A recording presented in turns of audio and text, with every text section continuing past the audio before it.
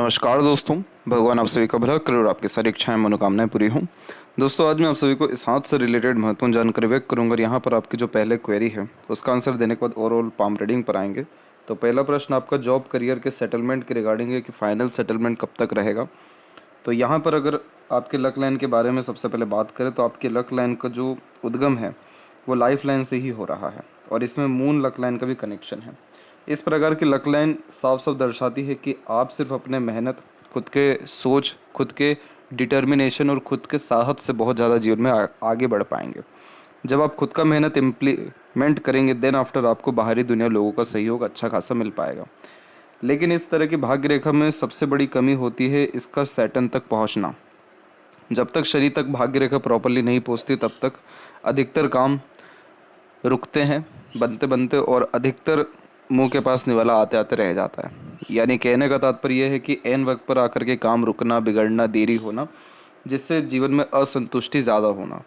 तो यहाँ पर हम देख सकते हैं साफ साफ कि आपकी हृदय रेखा पर भाग्य रेखा आकर के रुक रही है। हृदय रेखा हमारे इमोशंस यानी भावनाओं को ज़्यादा दर्शाता है और इसका सीधा तात्पर्य होता है कि आप भावनात्मक रूप से निर्णय या सोचते बहुत ज़्यादा हैं और उन सभी कारणों के कारण आप अपने काम को, करियर को या अपने सोच को या अपने प्लानिंग को पूरा तवज्जो या पूरा कंप्लीट नहीं कर पाते हैं। इसके पीछे एक और रीज़न यहाँ पर दिखाई दे रहा है, वो है आपका सूर्य पर नीचे की तरफ होने वाला त्रिशूल। इस तरीके का कॉम्बिनेशन कंफ्यूजिंग माइंडसेट देता है क्योंकि डिसीजन लेने में बहुत डिफ़िकल्टीज ये देने लगता है। हर क्षेत्र में हाथ आजमाना, एक समय पर एक से ज़्यादा काम करना, हर प्रकार के प्रयत्न करना यहाँ पर आप जैसे जातक फिर पसंद करते हैं। तो इस कंडीशन में बार बार करियर में चेंजेस करना का मन होने लगता है, थॉट में बार बार चेंजेस होता है, काम करने के तरीके में परिवर्तन करने का मन होने लगता है।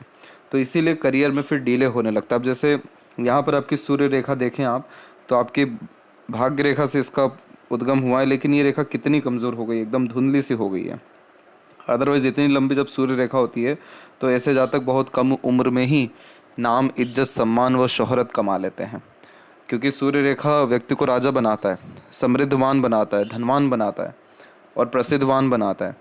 तो वो क्यों बना रहा है? क्योंकि आप जैसे जातकों में टैलेंट बहुत अच्छा होता है या फिर किसी भी काम को कर गुजर जाने का जो जज्बा है बहुत अच्छा होता है। जैसे थर्ड फिंगर की लेंथ आपके पाम में ज़्यादा है जो रिस्क टेकर बनाती है, इसीलिए आप कोई नया काम शुरू करने से पीछे नहीं हटते। लेकिन दिक्कत किधर आ रही है? बार बार सही ढंग से काम करने के तरीके में, सही ढंग से सही समय पर निर्णय लेने में या एक चीज़ को कंटिन्यू करने में। यही रीज़न है कि भाग्य रेखा भी एकदम हृदय रेखा पर आकर के रुक गई। तो इसको अगर ठीक करना हो तो सबसे पहले अपने सूर्य को ठीक करना ज़रूरी है क्योंकि सूर्य ही मेन कारक है जॉब, करियर या सेटलमेंट का। और इसको ठीक करने के लिए विज़न क्लियर करना चाहिए, गोल ओरिएंटेड होना चाहिए। जब तक एक काम पूरा ना हो दूसरा काम हाथ में मत लीजिए। और गायत्री मंत्र का जाप यहाँ पर आप कर सकते हैं। सिर्फ इतना सा आपको काम करना है, रूल्स रेगुलेशन डिसिप्लिन के साथ या प्रिंसिपल के साथ आपको किसी भी तरह का काम करना है और मल्टीटास्किंग नेचर से बचना है।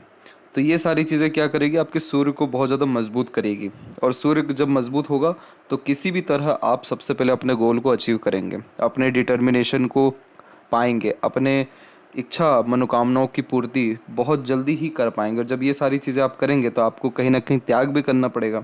तो आपको अपने इमोशंस पे, फैमिली में, फ्रेंड कलीग्स में, इन सब में कहीं ना कहीं थोड़ा कॉम्प्रोमाइज़ करना पड़ेगा।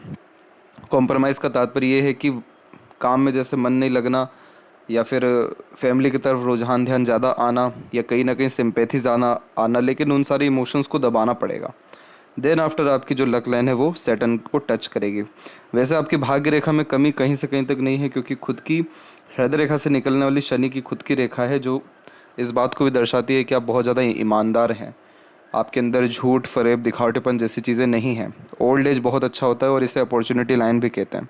तो पैसा भी अच्छा आता है, लेकिन जीवन में अगर संतुष्टि चाहिए, खुशी चाहिए और शांति चाहिए तो भाग्य रेखा का शनि तक पहुंचना हमको हमारे डेस्टिनी तक लेकर के जाता है। अभी क्या हो रहा है कि आपकी जर्नी हमेशा शुरू तो हो जाती है लेकिन प्रॉपर एंडिंग हो ही नहीं पाता है।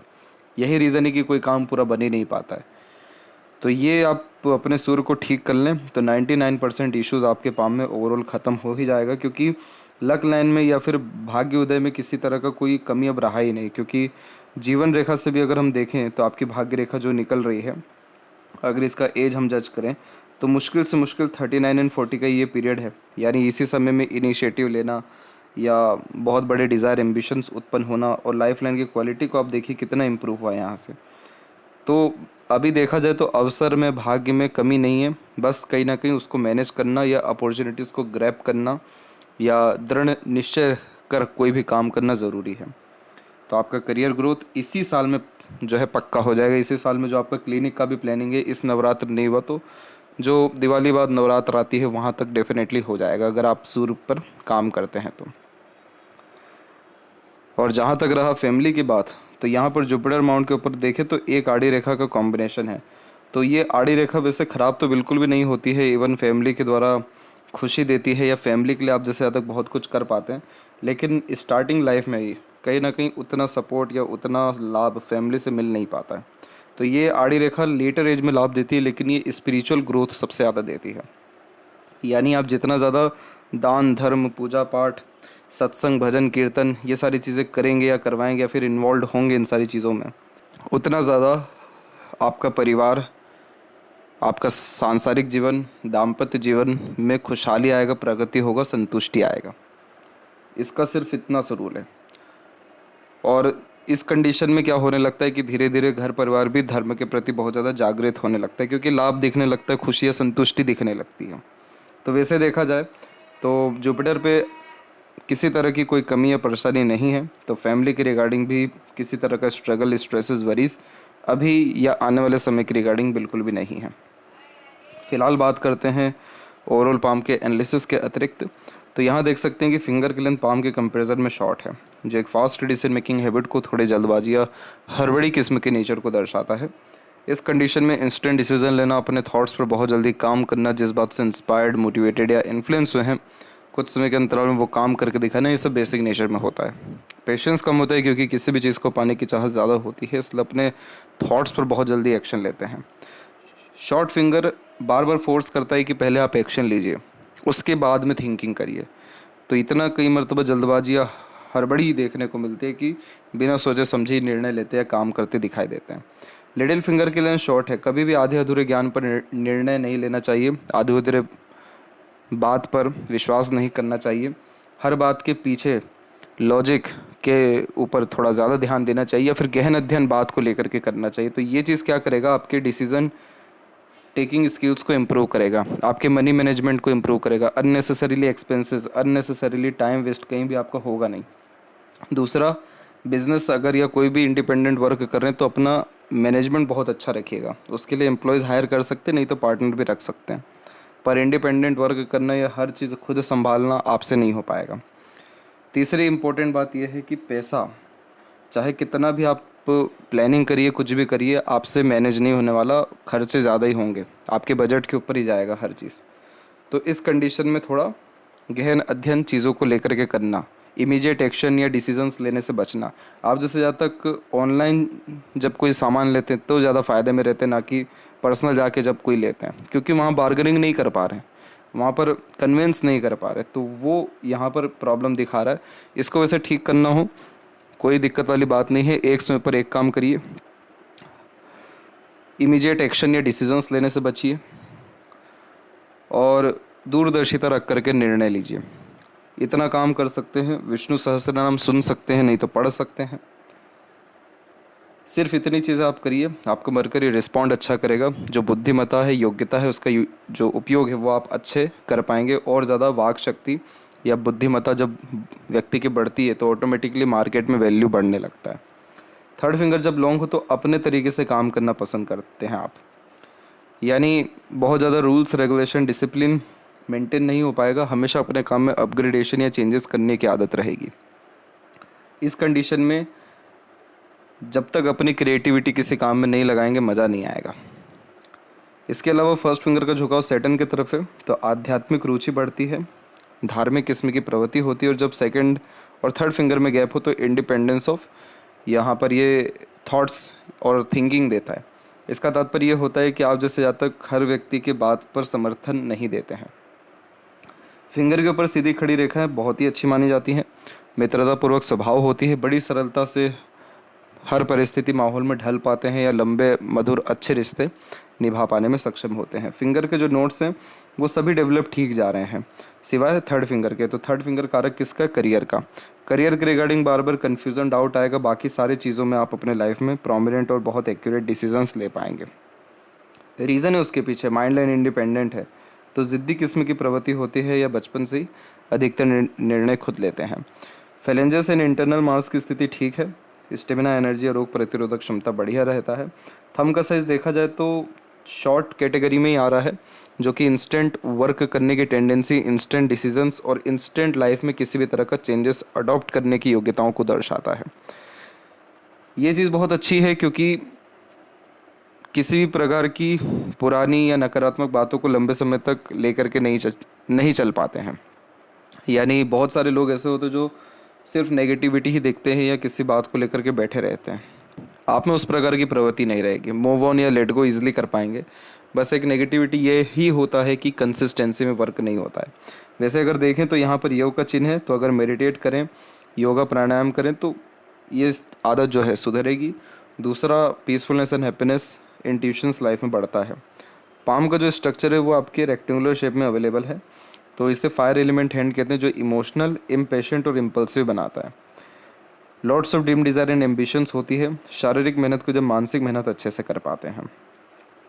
इसके अलावा जो यहाँ पर आउटर मार्स है वो सबसे एक्टिव है, तो आपके अंदर एक प्रकार का जो साहस है, हौसला है या सहनशीलता भी कह सकते हैं, वो बहुत बढ़िया है। तो आउटर मार्स का उपयोग आप अच्छा कर सकते हैं अपने एनर्जीज़ को मेंटेन करने में। तो जितना ज़्यादा गुप्त रूप से आप काम करेंगे अपने जीवन में, प्लानिंग के साथ करेंगे या योजनाबद्ध तरीके से जो काम होता है वो मेजरली करेंगे, तो आपको सफलता मंगल डेफिनेटली देंगे। शुक्र आपके हथेली में अच्छे उभरे हुए हैं, तो ये लग्जरीज कंफर्ट्स लाइफ में इंक्रीज़ करते हैं। तमाम तरह की सुख सुविधाएं हमेशा बढ़ती हैं, कभी कम नहीं होती हैं यहाँ पे। इन दोनों की स्थिति जब भी बढ़िया होती है तो पैसा जीवन में अच्छा आने की संभावना दे देता है। गुरु की स्थिति में बात करेंगे तो गुरु की स्थिति विकसित अच्छी है, तो इस कंडीशन में ज्ञान में या खान पान में या रिसोर्सेज में मेजरली कोई कमी नहीं होता है। अगर ये आड़ी रेखा नहीं होती तो कन्फर्मली कह देते आपको कि सांसारिक, पारिवारिक, दाम्पत्य सुख भी बहुत बढ़िया मिलेगा।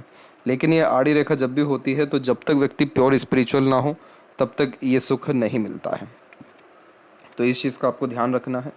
दूसरा, माइंड लाइन का डायरेक्टली या इनडायरेक्टली कनेक्शन जुपिटर से है, तो इस कंडीशन में हमेशा अपने आप को इंस्पायर्ड करना, मोटिवेट करना, हमेशा कुछ ना कुछ लर्निंग करना, हमेशा कुछ ना कुछ सीखने की चाहत रखना, ये बेसिक नेचर में होता है। और यही नेचर या यही एटीट्यूड आपको हमेशा ग्रोथ करने पर मजबूर करता है या कुछ लाइफ में कर गुजरने पे आपको प्रेरित करता रहेगा। इसीलिए आप जैसे जाता कभी भी अपनी मोरालिटी को डाउन नहीं कर पाते, हिम्मत नहीं हार पाते। तो ये चीज़ें आ किधर से रही है? जुपिटर से ही। तो सोचिए कि अगर धर्म, इन सारी चीज़ों में अगर आप ज़्यादा जुड़े, वैसे पाखंड नहीं करना है, दिखाना नहीं है, इंटरनली कनेक्शंस रखने, तो वो चीज़ें आपको हेल्प करेगी। डिवाइन एक हेल्प मिलेगा आपको जो आपको प्रोग्रेस देगा लाइफ में। यही रीज़न है कि सैटर्न से बहुत इंपॉर्टेंट लाइन एक जुपिटर एंड सैटर्न के मिड में गई है, जो देवीय कृपा शक्तियों को भी दर्शाता है। और इस कंडीशन में एक आदत होती है प्रैक्टिकल स्पिरिचुअलिटी। आपको वो सारे लोग या वो सारे गुरु बहुत पसंद आएंगे जो तथ्यों के साथ अपनी बात को कहते हों,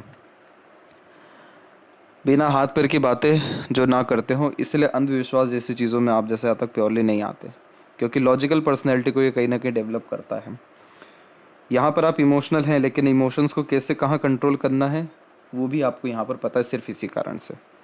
शनि की स्थिति देखी जाए तो खराब कहीं से कहीं तक नहीं है, हाँ थोड़ी दबी हुई है, तो उस कारण से कई मरतबा कामों में देरी होता है। लेकिन देरी आपके जो जीवन में हो रहा है या काम नहीं बन पा रहा है, वो हृदय रेखा पर रुकने वाली भाग्य रेखा के कारण है। और उसका डायरेक्ट कनेक्शन कहाँ से है? सन से। तो सूर्य जैसे आपके बेस्ट हुए, आपका ये लक लाइन बहुत प्रोमिनेंट और बहुत अच्छा रिस्पॉन्ड कर जाएगा। बायफॉर्क का साइन जब भी सैटर्न पे होता है तो जिम्मेदारियां ऐसे जातकों पे बहुत ज़्यादा होती हैं, घर की, दूसरों की, या तमाम तरह के रिस्पॉन्सिबिलिटीज़ खुद भी ले लेते हैं। इमोशंस में आकर के या दूसरों का दुख दर्द ना देख पाने के कारण बहुत सारे फर्दर रीजंस होते हैं। लेकिन ये क्या इंडिकेट कर रहा है कि जितना ज़्यादा आप खर्च करेंगे उतना अधिक पैसा भी जीवन में आएगा। तो इस कंडीशन में ओल्ड एज में आकर के, ओल्ड एज का तात्पर्य यानी 55+, वहाँ पर आकर के आपको दूसरों के द्वारा बहुत लाभ मिलेगा, सहयोग मिलेगा या सेवा मिलेगा। दूसरा, कभी भी पैसों की बहुत ज़्यादा किल्लत, कमी इस कंडीशन में नहीं पाई जाती है। जो एक ऊपर से भी रेखा आ रही है, ये कहाँ से आ रही है? शनि और सूर्य के बीच से। इसे विद्या रेखा कहते हैं और ये भी एक विद्या रेखा है। इस कंडीशन में अपना ज्ञान दूसरों के काम बहुत अच्छा आता है। तो इसीलिए जो है कंसल्टेंसीज के काम से, एडवाइजरी के काम से बहुत ज़्यादा लाभ मिलने के आसार यह देता है। सूर्य की स्थिति खराब नहीं है, पर्वत बिल्कुल ठीक है, लेकिन सूर्य के नीचे जो बायफोर्के के साइन है, ये क्या करवाता है कि आप जैसे जातकों को बार बार फोकस में कमी कहाँ से दे रहा है, क्योंकि हर चीज़ आपको चाहिए एक ही समय पर, जो कि होना तो नामुमकिन है। तो एक चीज़ पर जिस पे प्रेजेंट पे ध्यान देना चाहिए, वहाँ पे ध्यान ना होते हुए फ्यूचर, पास्ट और दूसरे लोगों या दूसरे प्रकार की गतिविधियों पे ध्यान ज़्यादा हो जाता है। तो कहीं ना कहीं अपने गोल से, अपने एम से कहीं ना कहीं भटकते हैं बार बार। तो उन सभी कारणों से सूर्य रेखा है परंतु एक्टिव नहीं है, यानी योग्यताएं हैं लेकिन आप योग्यताओं को पहचान नहीं पा रहे हैं या उसका उपयोग नहीं कर पा रहे हैं। तो ये जो आप रेमेडीज़ करेंगे इसका, वो सारी आपकी योग्यताओं को आपके सामने आईने की तरह लेकर के आएगा। तब जाकर आप निश्चित रूप से प्रगति बहुत ही कम समय में जो है कर पाएंगे। इधर पे बायफोर्के का साइन यशस्वी योग कहलाता है और यशस्वी योग यानी आलीशान घर का सुख होना, रॉयल्टी बेस्ड पर्सनैलिटी होना, अच्छा रहन सहन खान पान होना, ऐशो आराम भरी जिंदगी होना और संघर्ष के बाद सफलता को लुत्फ उठाना। दूसरा बुधादित्य योग होता है, यानी बोलचाल की कला अच्छी होना, मैनेजमेंट इंप्रूव होना, सोसाइटी में स्टेटस अच्छा होना। ये सारे कॉम्बिनेशन कंफर्म करते हैं कि आप अपने आने वाली पीढ़ी के लिए बहुत कुछ करके जा पाएंगे। मरकरी माउंट कम एरिया ले रहा है, थोड़ा दबा हुआ भी है, बहुत सारी बातें मन में दबी रहती हैं, समय पर कह नहीं पाते हैं। और एक से अत्यधिक रेखा वैसे अच्छी मानी जाती है क्योंकि कम्युनिकेशन अच्छा बिल्ड करता है, कन्विंसिंग स्किल देता है। आप जैसे यहाँ पर मेडिकल लाइन से भी जुड़े हुए हैं तो ये फॉर्मेशन तो बहुत हेल्प करता है आप जैसे जातकों का, क्योंकि आप जैसे जातकों का काम हीलिंग का ही एक तरीके का होता है। तो उसमें ये जो कॉम्बिनेशन है बहुत ज़्यादा लाभ देगा। अगर आप अपने कम्युनिकेशन को और इम्प्रूव करें, कन्विंस और इजीली कर पाएँ, तो और अधिक रेखा इधर आएगी, फिर जीवन में लोगों की काम किया, धन की कमी नहीं पड़ेगा।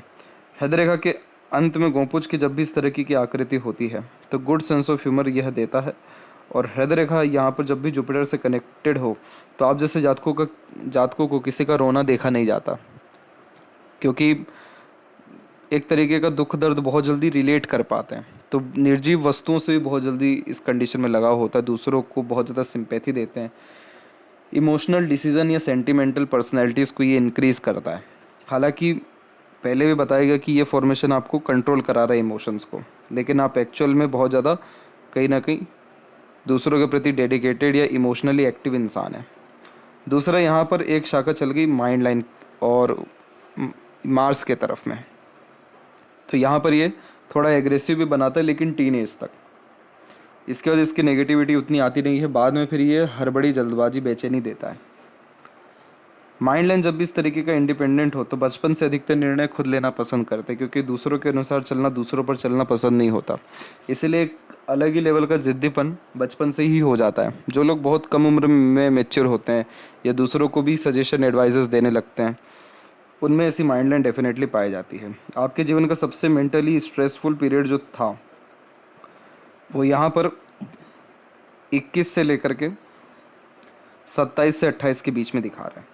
लगातार mental stress, worries, unnecessarily struggles, pressure and anxieties आपने फेस किया। इसके बाद में 28 के बाद में क्या हुआ कि माइंड लाइन स्थिर हुई लेकिन डिक्लाइन हुई, तो थोड़ा ओवर थिंकिंग भी था आपको 34 के एज तक। उस समय आप कहीं ना कहीं ओवर थिंक या नेगेटिव थिंक या ओवर स्ट्रेस वरीज ले लेते थे अपने ऊपर। 35 के बाद में आपकी माइंड लाइन स्थिर हुई और अब यहाँ से क्या हो रहा है कि ब्रांचेस मरकरी की तरफ निकलना शुरू हो रही है। तो ये फोर्स कर रही है आपको कि आप बिजनेस करिए, इंडिपेंडेंट डिसीजंस लीजिए, वर्क करिए। और यहाँ पर करेक्ट 44 एंड 45 के एज में आपका एक बहुत स्ट्रॉन्ग लाइन मरकरी की तरफ निकल गया है।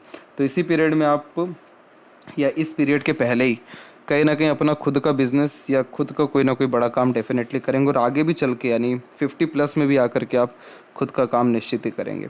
तो इस तरह की जो रेखाएं होती हैं जो मरकरी को देखे, ये मैनेजमेंट इंप्रूव करती है, अर्निंग सोर्सेज डेवलप करती है, बैलेंस लाइफ हर तरीके का जो है कर पाने में सक्षम होती है।